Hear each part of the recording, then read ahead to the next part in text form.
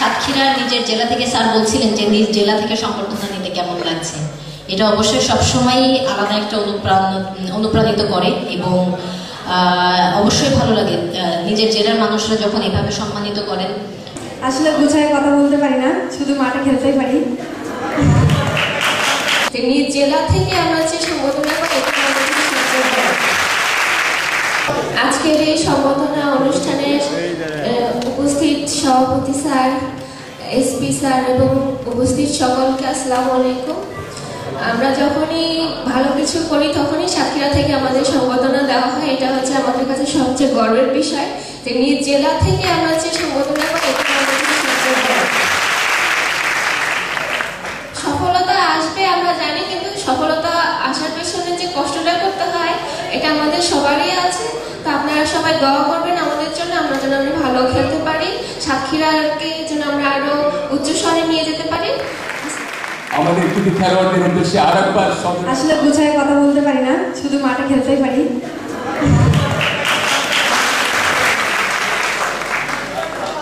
তবে আমরা যখন কোনো টুর্নামেন্ট জিতি দেশে এবং দেশের সবার কাছ থেকে যে ভালোবাসাটা আমরা পাই এটা আসলে আমাদের সামনে এগিয়ে যাওয়ার অনেক হেল্পফুল হয় আসলে। তো আমি ধন্যবাদ স্যারদেরকে যে এত সুন্দর একটা আয়োজন করার জন্য। আসলে আমাদের দেখে দেখে মানে আমাদের এই কি বলে মানে আমাদের এই সম্মান দেয়াতে যারা উপরে বসে আছে আমার মনে হয় তারাও এগিয়ে যাওয়ার জন্য অনেক হেল্প হবে তাদের। তো আমি বলবো যে আমাদের পাশে এভাবে থাকবেন স্যার।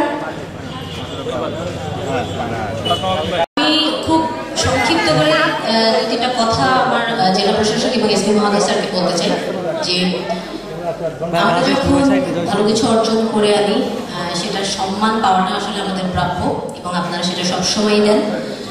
তবে আমার মনে হয় যে সাতক্ষীরাতে শুধুমাত্র ফুটবলার না, অনেক ইভেন্টেই জাতীয় পর্যায়ে প্রতিনিধিত্ব করছে অনেক প্লেয়ার। যেমন আমাদের বাংলাদেশের দ্রুততম মানবী শিরিন আক্তার, সে আমাদের সাতক্ষীরার, এবং হ্যান্ডবল, ভলিবল, খোখো এবং বিভিন্ন সেক্টরে আমাদের সাতক্ষীরা থেকে অনেক ছেলেমেয়েরা আছে যারা হচ্ছে দেশকে রিপ্রেজেন্ট করছে।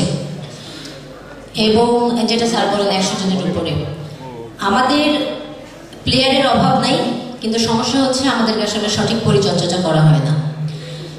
আমাদের স্টেডিয়াম আছে একটা, যেখানে আসলে আমার 15 বছর ক্যারিয়ারে আমি কখনো দেখি না যে সেখানে মহিলাদের কোনো টুর্নামেন্ট হতে বা কোনো প্রশিক্ষণ হতে।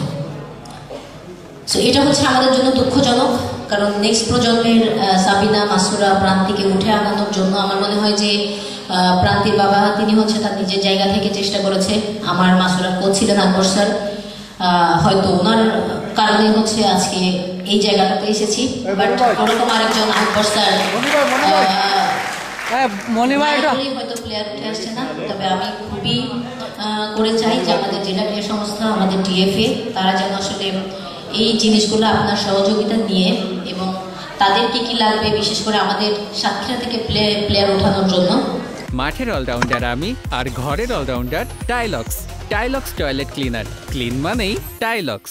সাতক্ষীরা নিজের জেলা থেকে স্যার বলছিলেন যে নিজ জেলা থেকে সংবর্ধনা নিতে কেমন লাগছে। এটা অবশ্যই সবসময়ই আলাদা একটা অনুপ্রাণিত করে এবং অবশ্যই ভালো লাগে নিজের জেলার মানুষরা যখন এভাবে সম্মানিত করেন।